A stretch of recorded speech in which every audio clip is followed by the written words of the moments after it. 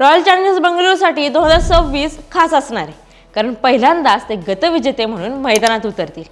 गेल्या वर्षी त्यांची 18 वर्षांची विजेतेपदाची प्रतीक्षा अखेर संपली, पण त्यानंतर बऱ्याच गोष्टी घडल्या आणि शेवटी यावेळी ते स्वतःच्याच होम ग्राउंडवर खेळणार की नाही असा प्रश्नही उभा राहिला। पण आता हा प्रश्नही सुटलाय। ते होम ग्राउंडवरील 5 सामने आपल्या चिन्नस्वामी ग्राउंडवरच खेळतील, तर 2 सामने रायपूरला खेळणार आहेत। पण डिफेंडिंग चॅम्पियन म्हणून मैदानावर उतरताना आरसीबीची टीम कशी आहे हे जरा पाहूया।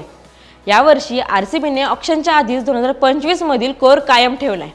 स्टार खेळाडूंवर फोकस न करता परफॉर्मन्सवर भर दिलाय। ऑक्शनमध्ये व्यंकटेश अय्यर, जेकॉब डफी आणि डावखुरा वेगवान गोलंदाज मंगेश यादव या खेळाडूंवर विश्वास दाखवत त्यांना संघात घेतलंय।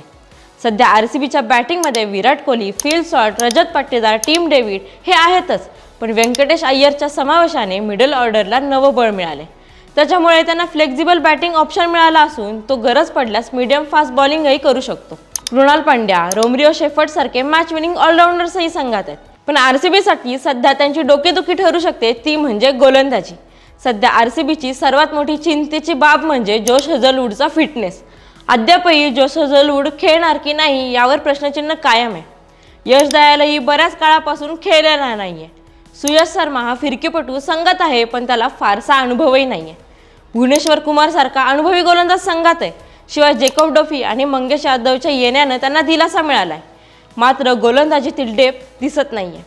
थोडक्यात सांगायचं झालं तर आरसीबीची फलंदाजी कागदावरच अत्यंत मजबूत दिसते, पण गोलंदाजी डेप्थ हा चिंतेचा विषय आहे। तुम्हाला काय वाटतं, यंदा विराट कोहलीचा अनुभव आणि रजत पाटीदारची कॅप्टन्सी पुन्हा एकदा आरसीबीला IPL चॅम्पियनशिप जिंकून देईल का?